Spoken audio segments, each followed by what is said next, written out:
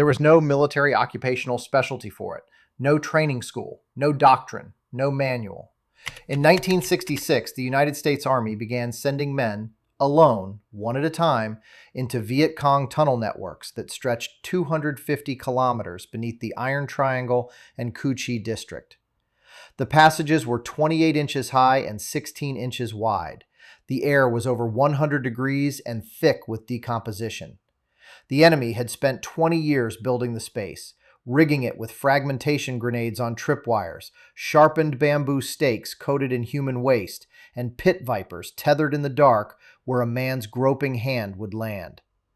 The tunnel rat carried a flashlight, a pistol, and a knife. Nothing else. The Australian sappers who performed the same mission suffered a 33% casualty rate. The Americans never kept an official count. The tunnels were built in laterite clay, a soil so dense with iron oxide that it absorbed artillery strikes and held the weight of tanks overhead. The Viet Cong had spent nearly 2 decades carving the Cu Chi network by hand with hoes and woven baskets, and conventional tactics could not touch it. CS tear gas pumped into the entrances hit the first S-bend and stopped dead. Water flooded in and drained out the bottom of galleries 10 meters below. Grenades and demolition charges sealed the openings and entombed the printing presses, surgical theaters, and command documents the Army desperately needed intact. Every tunnel crimped shut was a cache of enemy intelligence buried forever.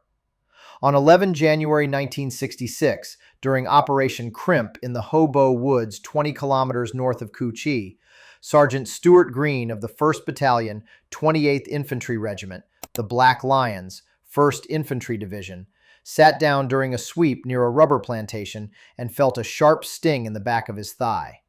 He thought it was a scorpion. It was a nail head protruding from a wooden trapdoor perforated with air holes. Green volunteered to climb down. He dropped into an underground dispensary and found more than 30 Viet Cong, who vanished deeper into the network before anyone could stop them. In a single operation, patrols partially mapped at least 200 kilometers of interconnected tunnels. The scale was no longer theoretical. Someone had to go down there, but no one had trained for this. There was no military occupational specialty, no doctrine, no school. The men who descended into the dark invented the job under fire.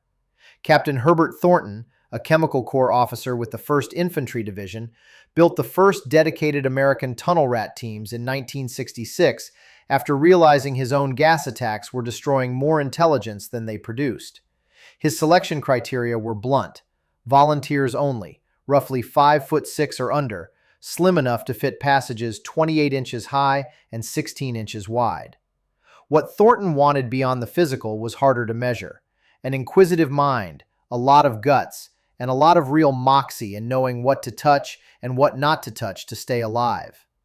A striking number of the best were Cuban-American or Mexican-American. Their unofficial motto, non gratum annus rodentum, dog Latin for not worth a rat's ass, captured the gallows humor of men who understood the arithmetic of their assignment. The standard issue M1911-45 was deafening and blinding in a passage 2 feet wide. Most rats bought personal .38 Smith & Wesson revolvers on the black market. PFC Harold Roper paid a helicopter pilot $25 for his. The rest of the kit was a flashlight that died from humidity within minutes, a K-bar knife, and a wire spool with a field phone earpiece for one-way communication back to the surface. Many rats ripped out the earpiece immediately. It killed their most important sense: hearing. Down there, in air thick with bat guano, decomposing bodies and human waste, at temperatures exceeding 100 degrees, sound was the only thing keeping them alive. They called it the Black Echo. Many gave up cigarettes, gum, and aftershave. The Viet Cong could smell them coming. The enemy had built the space, lived in it, fought from it. The tunnel rat was the intruder in someone else's home. On that same day, 11 January 1966, several kilometers from where Green found his trapdoor, Corporal Robert Bob Bottell of 3 Field Troop Royal Australian Engineers, age 33, became wedged in a concrete trapdoor between 2 tunnel galleries. Smoke and CS gas thrown down adjacent entrances consumed the oxygen around him. Struggling to free himself, he dislodged his respirator. He asphyxiated in the dark. Sapper Alan Sparrow Christie tried twice to reach him. Twice, Christie passed out and had to be dragged back to the surface. Botel was the first Allied tunnel rat to die underground. Christie carried that day for the rest of his life. The death of Bob Botel was the most traumatic event that I ever experienced in my entire lifetime. One man went back into those tunnels, not once, not twice, but across 3 full tours in Vietnam, the only sergeant the Viet Cong placed on their top 10 most wanted list, alongside generals. His name was Robert Batten, and what happened to him on his last clearance is the story the surviving tunnel rats still tell. Sergeant Robert Batman Batten, 1st Engineer Battalion, 1st Infantry Division.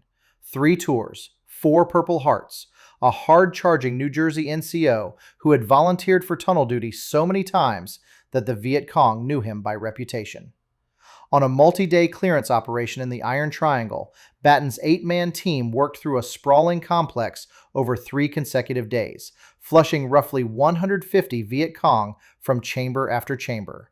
The rhythm was mechanical and merciless. Batten would drop into a chamber, identify the trapdoors leading deeper, and clear them in pairs with his lieutenant. 3 shots through the door, swap revolvers with the lieutenant for a reloaded weapon, move to the next. 3 shots, swap, move. The muzzle flash in a space too small to stand lit the walls in orange snapshots. The sweat on his forearms, the dirt ceiling 2 feet above his head, brass casings rolling in the mud. The smell of cordite layered over something older and worse. Door after door. Each one could be the last. Staff Sergeant Pedro Pete Rejo Ruiz, also of the 1st Engineer Battalion, carried a different kind of reputation. A Cuban refugee who had fired on Castro's troops as a teenager, Rejo Ruiz volunteered to enter tunnels known to contain Viet Cong after other rats had already been wounded trying. He stepped on 3 pressure mines on 3 separate occasions. None detonated. He was naturalized as a United States citizen while recovering from combat wounds and went back to the tunnels. When asked about the work, Rejo Ruiz said only, "I loved it," a line he never finished in print. On the final day of Batten's Iron Triangle clearance, the rhythm broke. Batten and his lieutenant were working the same system. 3 shots, swap, move. 3rd trapdoor. A Viet Cong fighter below slammed it shut. Half a second of silence. Then the door swung open again and a fragmentation grenade dropped into the lieutenant's lap. The detonation in a passage 28 inches high had nowhere to go. Concussion, shrapnel, and a wall of dust hit both men simultaneously. Batten and his lieutenant, shredded in the legs, crawled back through their own blood to the entrance. Both were medevaced. Batten received a Bronze Star and his 4th Purple Heart and was sent stateside. The tactical logic was simple and unbeatable. The Viet Cong defender had built the space. He knew where every trapdoor sat. He could wait in a recessed alcove, let the rat pass, and strike from behind or below. The tunnel rat's only counter was speed and nerve. Clear each door before the defender reacted. Batten's system was improvised doctrine born from survival, not training. It worked until it didn't. And there was no procedure on Earth that could make a single man, alone in the dark, safe against a defender fighting from inside his own fortress. In March 1966, Lieutenant Colonel George Eister Jr. of the 2nd Battalion, 28th Infantry, 1st Infantry Division, was shot by a sniper while his men fought through a tunnel complex nearby. Mortally wounded, Eister's last words were a tribute to the men crawling beneath his feet. "Before I go, I'd like to talk to the guy who controls those incredible men in the tunnels." Captain Nguyen Thanh Linh commanded the Viet Cong guerrillas who defended Cu Chi. After the war, he told journalists that of the 300 fighters under his command in January 1966, only 4 survived. Cu Chi District lost approximately 12,000 fighters and civilians. The tunnels were a death trap for both sides, and the Viet Cong knew it. They adapted continuously. When gas attacks worked, they cut additional escape levels and water-trapped the junctions. When tunnel rats began finding them, they built spear hole alcoves, recessed positions from which a sharpened bamboo stake could be driven into a crawling man's ribs. Lin confirmed they sometimes preferred bayonets to firearms underground, so as not to give our positions away. Captured reports stated that half of any Viet Cong unit had malaria at any given moment, and 100% carried intestinal parasites of significance. The Army tried to solve the sound problem. The quiet Special Purpose revolver, built by AAI Corporation on a Smith & Wesson Model 29 frame, firing 15 pellet piston cartridges, arrived in Vietnam in July 1969. Only 10 were ever fielded.